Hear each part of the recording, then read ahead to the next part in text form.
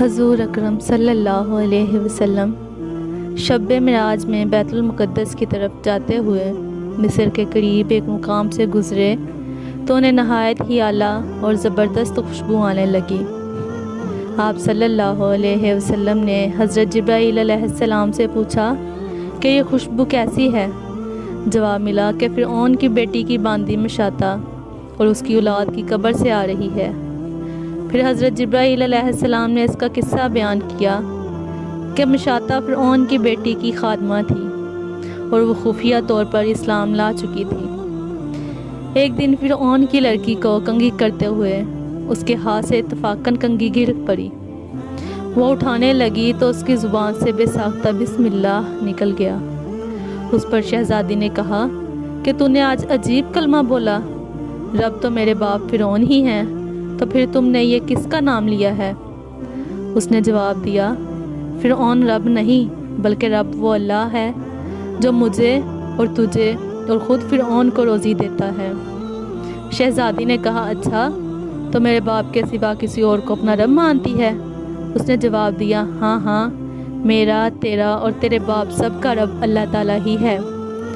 شہزادی نے اپنے باپ سے کہلوایا، وہ سخت غضبناک ہوا اور اسی وقت اسے برسر دربار بلاوا بھیجا اور کہا، کیا تم میرے سوا کسی اور کو اپنا رب مانتی ہے؟ اس نے کہا کہ میرا اور تیرا رب اللہ تعالیٰ ہی ہے جو بلندیوں اور بزرگی والا ہے۔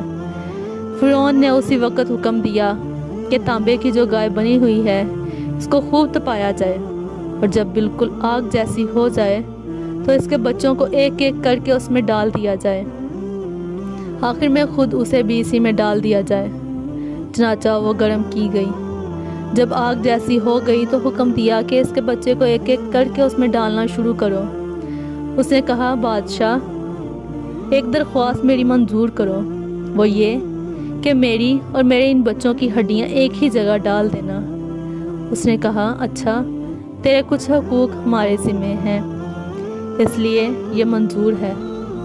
اس کی دونوں بچیاں اس کی آنکھوں کے سامنے اس میں ڈال دی گئیں اور وہ فوراً جل کر راکھ ہو گئے۔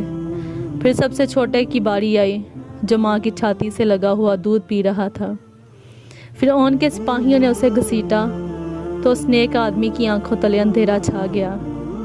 اللہ تعالیٰ نے اس بچے کو اسی وقت زبان دے دی اور اس نے بآواز بلند کہا، اماں جان افسوس نہ کر، اماں جان ذرا بھی پس و پیش نہ کرو، حق پر جان دینا ہی سب سے بڑی نیکی ہے۔